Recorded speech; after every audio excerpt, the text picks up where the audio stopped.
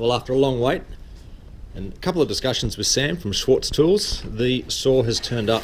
Now, this is a big box, 22 odd kilos and 590 by 900 mil, so be prepared for a large package.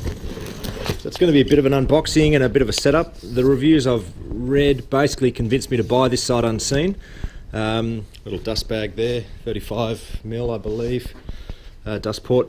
But the fact that it was belt drive, so you get a deeper cut, and also the fact that it slides forward, and given where it's going to go, which is on a bench, not unlike this mess here, but it'll sit forward and it'll slide forward rather than having to go back through that brick wall. And when you've got 400 or 500 mil wide, that is going to be a benefit. Now you get a manual, you get an adjusting Allen key, looks like some locks and guides. Oh, that's the pre-adjustment handle, and there she blows. One saw. So let's get it out and have a look. One sliding compound mitre saw. Now it's going to take me a little while to set this up, but first inspection seemed pretty good.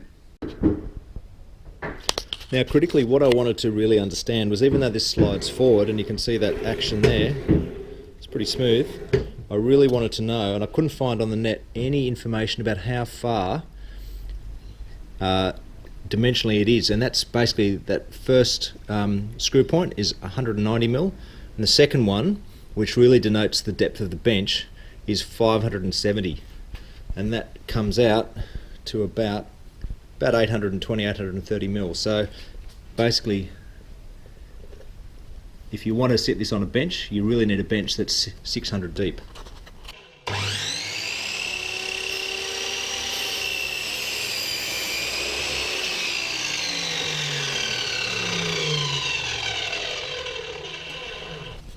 That is right out of the box, and I almost can't fault that.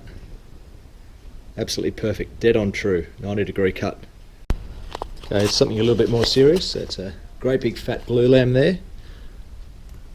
Switch for the laser, and you can see maybe that the laser moves with the saw.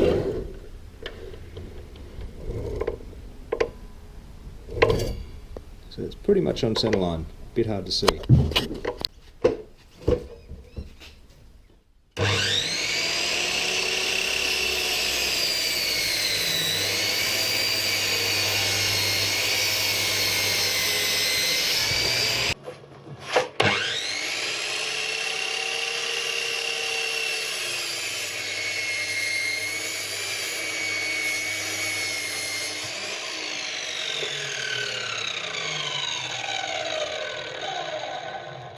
That's the distance lock, so without it, you can see the saw goes all the way. It's got full travel, but if you slide that forward, that becomes the adjustable lock distance stopper, like that. But the only trouble is, if you look there, get a couple of mil of bob, and it's because this lever is so long. Minor complaint, otherwise very happy with the saw. Now you can see that I built my bench, which butts up hard against the wall, and this is, of course, is the beauty of this saw, that it doesn't slide forward, it doesn't retract backwards. But what it means is, with the dust sock on, you can't retract it, so you need a little 90-degree bend like that. And the other complaint, if it is one, is that when the power is on, we'll switch for the laser there, when the power is on, this gets quite warm, and I understand that's the transformer for the laser, which is down there. So the last little bit that I've just finished is to have these fold out wings, and underneath, so got a run out bench like that, Flick that in. That is my saw bench. So very, very happy with this Swartz saw. Very happy with it. Transformer gets a bit hot. The guard catches, but better to have a catching guard on a job than to lose a finger. So otherwise, awesome.